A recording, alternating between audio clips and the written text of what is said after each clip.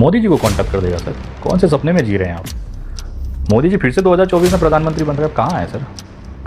कौन टक्कर देगा? ममता बनर्जी टक्कर देगी, जेडीयू वाले टक्कर देंगे, शिवसेना वाले टक्कर देंगे, शरद पवार टक्कर देगा, तेजस्वी जी टक्कर देंगे, कौन टक्कर देगा? कि वो केजरीवाल जी टक्कर देंगे?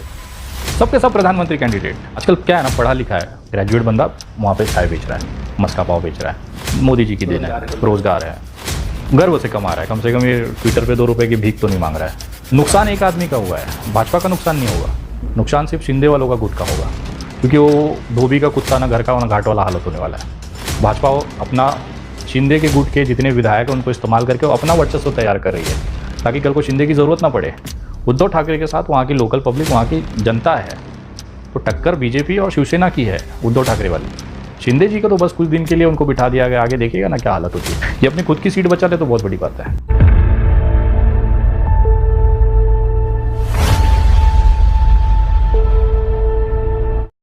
कि जो देश में राजनीतिक घटनाक्रम बहुत तेजी से बदल रहा है, जो अब तक बिहार में एनडीए की सरकार होती थी, एनडीए की सरकार हट गई है और वहां पर अब जो है महागठबंधन की सरकार हो गई है और बीजेपी बिहार में अलग हो गई है।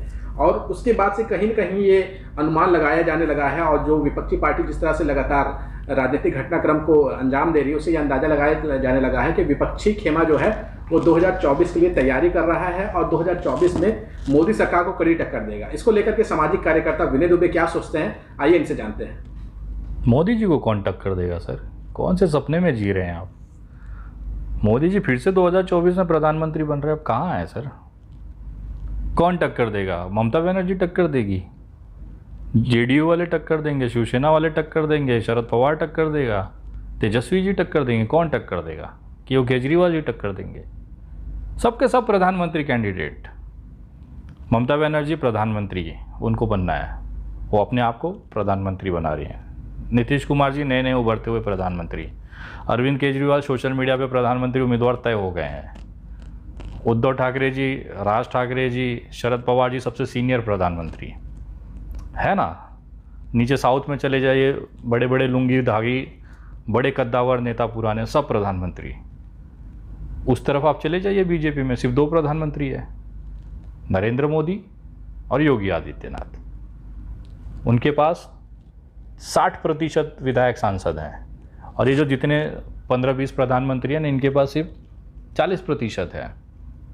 40% में 15 लोग हैं और वहाँ पे 60% में 2 लोग हैं। 30 भी बांटे तो भी प्रधानमंत्री बन जाएंगे। यानी कि आप ये कहना चाह रहे हैं कि जो विपक्षी एकता नहीं हो पा रही है और ये केवल दिखलावा हो रहा है, उसी का ये असर है कि यहाँ पर इतने सारे प्रधानमंत्री के चेहरे हैं और वहाँ एक तरफा अकेले नरेंद्र मोदी जी हैं, यही आप कहना चाह रहे हैं? सर ये होटल से नीचे उतरिए, पीछे रांची रेलवे स्टेशन है, पीछे ही एकदम विधानसभा के उस तरफ, वहाँ एक रेवड़ी वाला होगा जो मस्का पाव और चाय बना रहा होगा, उससे पूछिएगा कि भाजपा के पास कितना वोट है। आजकल क्या है ना, पढ़ा लिखा है ग्रेजुएट बंदा वहाँ पे चाय बेच रहा है, मस्का पाव बेच रहा है, मोदी जी की देन है, रोजगार है, गर्व से कमा रहा है, कम से कम ये ट्विटर पे 2 रुपये की भीख तो नहीं मांग रहा है।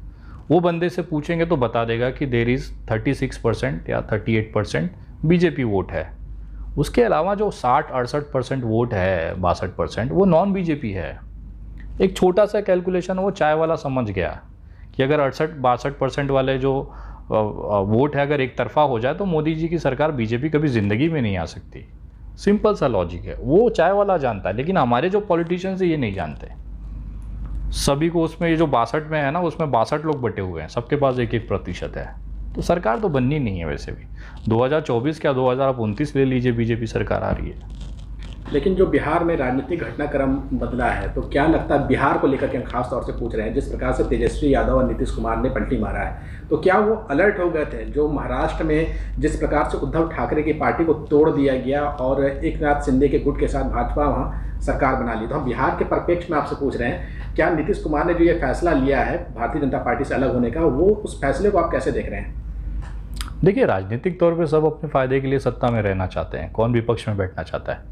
आज अगर अखिलेश यादव को मौका मिलेगा तो क्या छोड़ देगा? तो तुरंत मुख्यमंत्री तौर पे आके बैठेगा। राजनीतिक तौर पे सब सही है। अगर बिहार की सत्ता परिवर्तन को आप सही मानते हैं तो महाराष्ट्र के शिंदे का परिवर्तन, उद्धव जी का सत्ता से हटना भी आपको सही मानना पड़ेगा। आप एक जगह सही एक जगह गलत नहीं बोल सकते। और अगर भाजपाइयों को उत्तर महाराष्ट्र का सत्ता परिवर्तन अगर सही है तो उनको बिहार का भी सही मानना पड़ेगा। दोनों एक ही चीज़ है। वहाँ शिंदे ने गद्दारी की, यहाँ पे इसने गद्दारी की। वहाँ पे उद्धव जी को बाहर बिठा गया, यहाँ बीजेपी को बाहर बिठा गया। दोनों एक ही चीज़ है। लेकिन हमें क्या, हमें जो पसंद है हम उसे अच्छा कहेंगे, जो नहीं पसंद है उसे नहीं कहेंगे। हुआ कुछ भी नहीं है, सिर्फ एक उल्टी पलटी हुई है महाराष्ट्र और बिहार में। राजनीतिक फ़ायदे के लिए हर कोई करेगा सर। आप होंगे, मैं हूँगा, मैं भी करूँगा। तो क्या लगता है कि जो महाराष्ट्र में जो सत्ता परिवर्तन हुआ है और लोकसभा का जो चुनाव जिसमें 2 साल करीब बचे हुए हैं, तो क्या लगता है महाराष्ट्र में अगर महाविकास अघाड़ी मिल करके लड़ती है तो क्या टक्कर दे पाएगी भारतीय जनता पार्टी को, या ले जाएंगे ये लोग ज़्यादा से ज़्यादा सीटें? देखिए, बहुत क्लियर है महाराष्ट्र की राजनीति, क्योंकि मैं वहाँ से आता हूँ। इस समय एक सिंपैथी उद्धव जी ठाकरे के साहब के साथ है पब्लिक का, मराठी का खास तौर पर। वो देख रहे हैं कि एक आदमी कोरोना काल में किस तरह से मेहनत किया। वो कभी राजनीति में नहीं रहा, वो कभी विधायक नहीं रहा, सांसद नहीं रहा, कभी मंत्रालय नहीं गया। पहली बार वो मुख्यमंत्री बना, कुर्सी पे बैठा। उसे सीखने में ही 2 साल लग गए कि काम कैसे होता है। जो एकदम बोलते हैं ना मठाधीश थे राजनीति के, उन्होंने उनका इस्तेमाल किया। और जो गद्दारी जिस तरह से पैसे लेकर की, चाहे किसी भी लालच में की, उसको देखते जनता जान रही है कि आगे क्या करना है। मैं आपको गारंटीड के साथ बोल रहा हूँ कि ये वापसी कर जाए तो बहुत बड़ी बात होगी। यानी कि महाराष्ट्र में बहुत बड़ा नुकसान होने वाला है भारतीय जनता। नुकसान एक आदमी का हुआ है, भाजपा का नुकसान नहीं होगा। नुकसान सिर्फ शिंदे वालों का गुट का होगा, क्योंकि वो धोबी का कुत्ता ना घर का ना घाट वाला हालत होने वाला है। भाजपा अपना शिंदे के गुट के जितने विधायक हैं उनको इस्तेमाल करके वो अपना वर्चस्व तैयार कर रही है, ताकि कल को शिंदे की ज़रूरत ना पड़े। उद्धव ठाकरे के साथ वहाँ की लोकल पब्लिक, वहाँ की जनता है। तो टक्कर बीजेपी और शिवसेना की है उद्धव ठाकरे वाली। शिंदे जी का तो बस कुछ दिन के लिए उनको बिठा दिया गया, आगे देखिएगा ना क्या हालत होती है।